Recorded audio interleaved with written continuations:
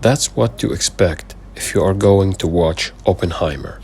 It was released in a lot of countries, and I'm living in one of them, and here is my honest review. The movie is long, it's 2 hours and 40 minutes. Is it worth it?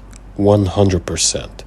It could have been a lot less than that, but every single moment of it is worth it.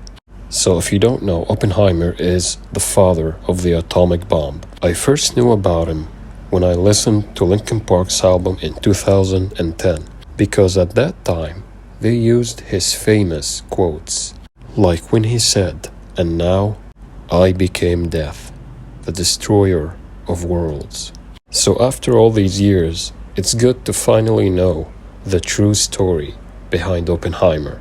In the first hour or hour and a half, you get to know his personal life, his character, his traits. You get to know what's going on in the mind of the father of the atomic bomb. And Christopher Nolan's choice of choosing Cillian Murphy as Oppenheimer is perfect, because Cillian Murphy can make you feel things without even saying a word. Kind of like his acting in Peaky Blinders. I got a lot of flashbacks because in that movie he also was smoking cigarettes. And I loved the performance of Robert Downey Jr.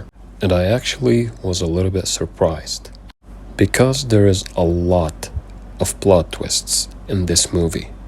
Let me tell you something, this movie did not use CGI in the bombs.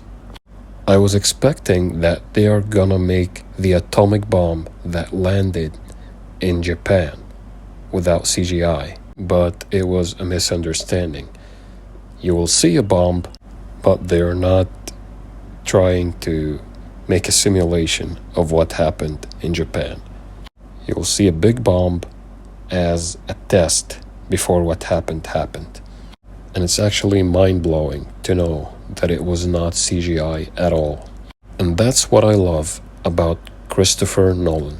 He is so talented with his shots, with his choice of background music. The background music is impeccable.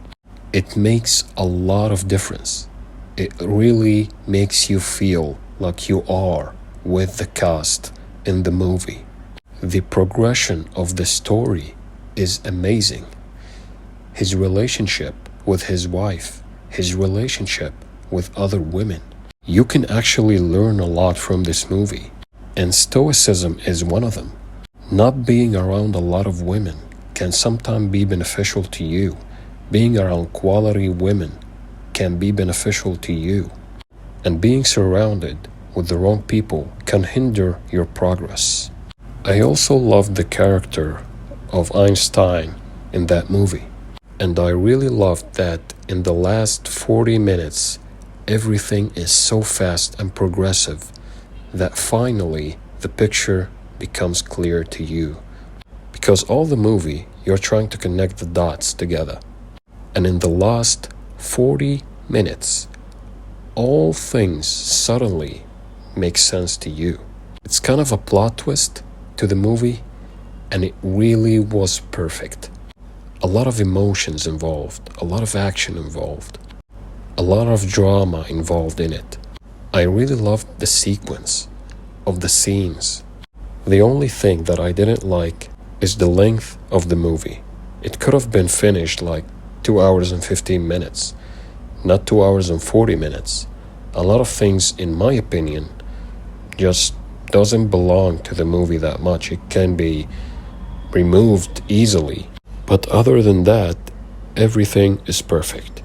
So in my opinion, if I'm gonna rate this movie, I'm gonna give it a 9 out of 10. Is it the best movie for Christopher Nolan? In my opinion, it's up there with the top 3. I loved the scenario. I loved the details in that movie. It's pretty impressive. Just make sure if you go to that movie, go in the morning, don't go at night, and don't ask me why. You will know when you see the movie. So if we are gonna rank Christopher Nolan's movies, my top 3 will be the following. Number 1 is The Dark Knight. Number 2 is a tie between Inception and Oppenheimer. And number 3, in my opinion, is Dunkirk. I think Dunkirk is one of the most underrated movies of all time. So that's my opinion about Oppenheimer. It's a pretty good movie. Tell me down below if you watched the movie. Rate the movie down in the comments down below. Like the video if you did. Subscribe if you are new. And I will see you guys soon.